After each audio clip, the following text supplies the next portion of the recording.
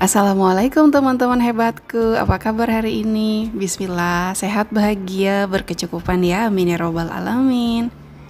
Saya paham banget rasanya jadi ibu rumah tangga itu banyak banget tantangannya. Karena itulah di video kali ini saya mau sharing kira-kira apa aja sih yang bisa kita lakukan supaya kerjaan rumah itu makin hari makin simple, makin mudah, nggak ada drama lagi, makin canggih gitu ya, kita nyari-nyari celahnya.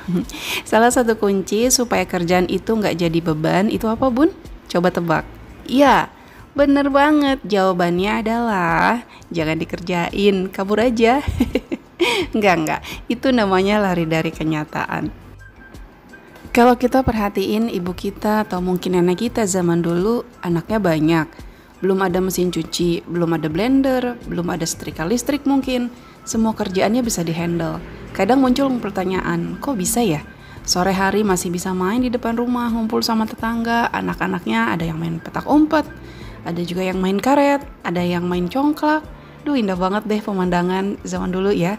Tapi itu di kampung ya, nggak tahu kalau di kota-kota besar. Nenek saya juga sering cerita kemana-mana dulu jalan kaki karena belum banyak kendaraan. Kalaupun ada, angkutan umumnya itu lama banget. Mana dulu kalau beli apa-apa ya jauh tempatnya, nggak kayak sekarang ya, warung tiap berapa meter sekali ada.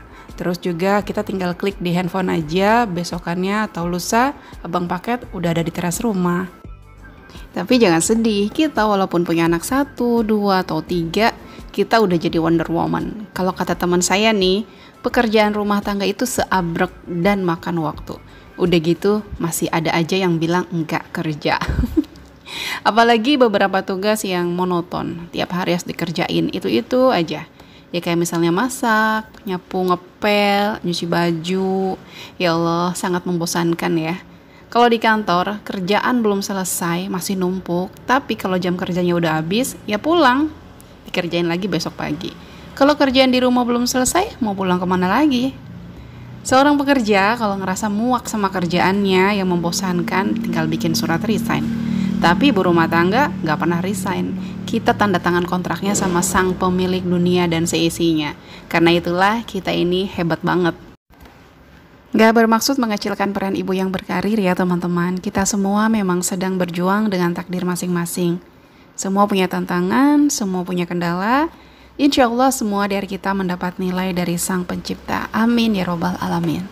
Lalu gimana ya kira-kira supaya pekerjaan rumah tangga ini bisa terasa lebih ringan? Yang pertama banget adalah sadari bahwa disinilah ladang pahala kita. Pertama banget memang mindset kita dulu yang harus disetting. Segala sesuatu kalau kita udah punya kuncinya, insya Allah semua persoalan akan terasa lebih mudah. Bismillah, kita yakin bahwa apapun yang kita kerjakan di rumah ini, semua kita kerjakan karena Allah, dan Allah nggak akan tutup mata dengan apapun yang kita niatkan karena Allah. Jangan sekali-kali kita mengerjakan apapun pekerjaan rumah supaya disayang suami, supaya dipuji mertua, supaya dinilai rajin sama tetangga. Jangan pernah. Ketika suatu hari nanti kita nggak dapet itu semua, kita akan kecewa.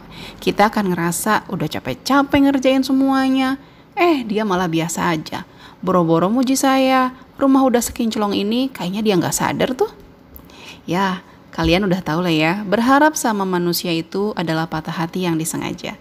Tapi kalau kita udah niatkan di awal bahwa saya bersih-bersih rumah supaya saya nyaman di rumah saya sendiri, supaya anak-anak sehat, pikiran saya juga tenang. Nah, insya Allah kita nggak akan nungguin kapan disayang suami, kapan disayang mertua, ringan aja deh pokoknya hidup kita. Yang kedua, mengenakan pakaian yang nyaman untuk beraktivitas. Kalau saya, di rumah lebih suka dasteran aja, apalagi kalau mau beberes rumah ya.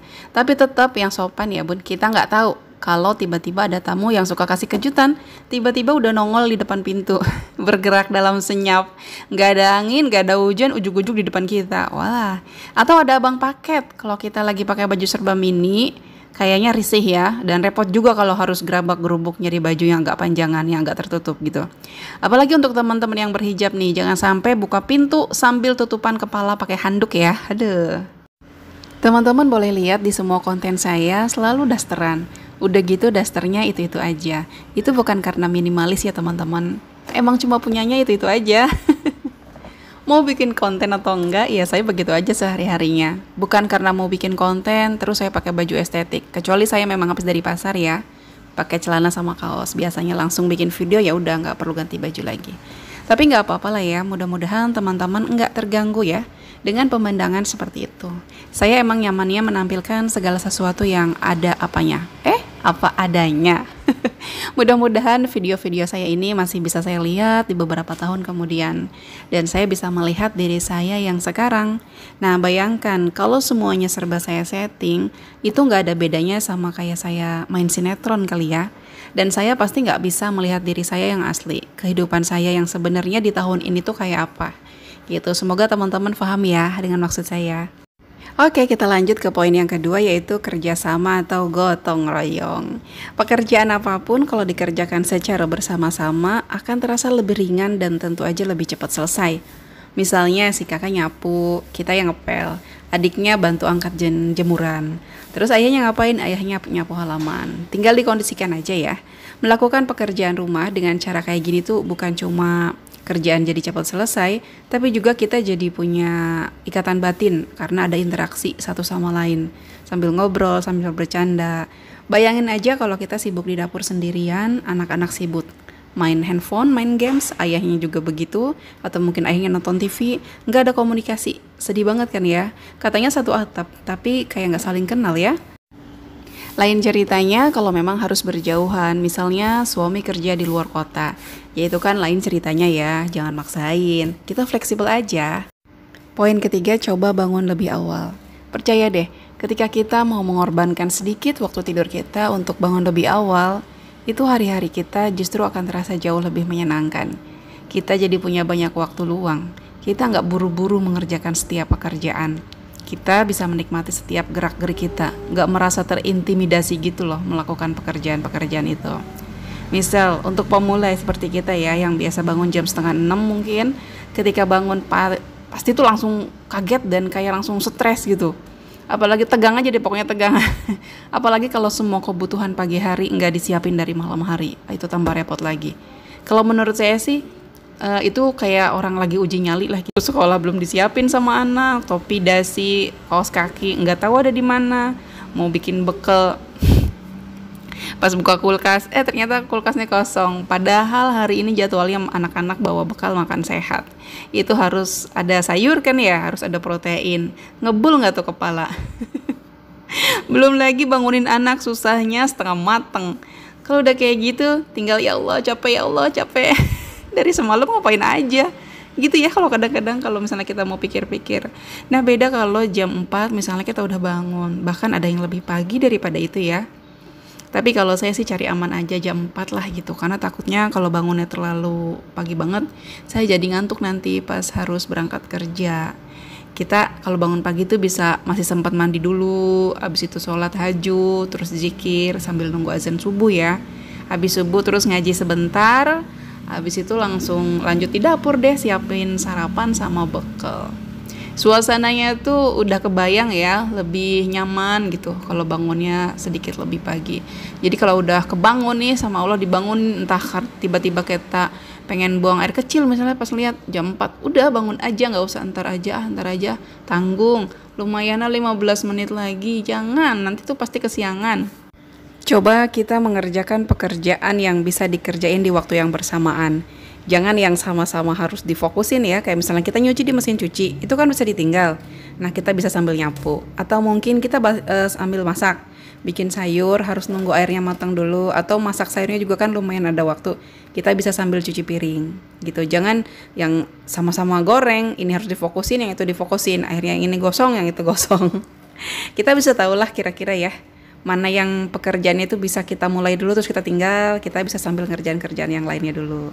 Mengajarkan anak-anak untuk hidup mandiri. Setiap orang tua memang punya cara sendiri-sendiri ya untuk mengajarkan, atau pokoknya punya pola asuh sendiri-sendiri. Tapi kalau menurut saya sih nggak ada salahnya ya kalau kita menerapkan kemandirian ke anak-anak. Misalnya anak-anak tuh diajarin caranya gosok gigi sendiri, mandi, pakai baju sendiri. Terus mau main, cari mainannya sendiri, selesai main dirapiin juga sendiri. Jadi nggak semuanya harus dikerjakan sama kita orang tuanya.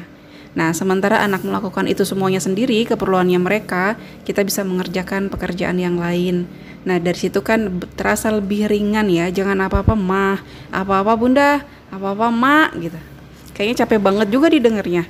Anak nggak bisa apa-apa karena terbiasa apa-apa dilakukan sama orang tuanya. Makan tinggal buka mulut ya, bahkan nyendok aja nggak mau karena nggak dibiasakan untuk biarin aja makan sendiri. Kalau anak kecil makannya berantakan, biarin aja berantakan, rapiinnya nanti kalau makannya udah selesai.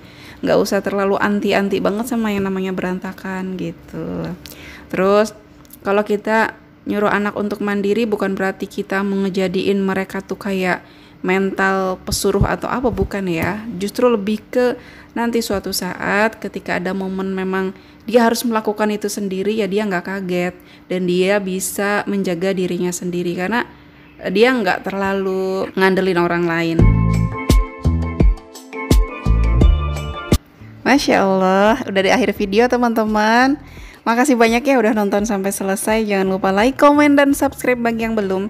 Tereska Maya pamit undur diri. Assalamualaikum warahmatullahi wabarakatuh.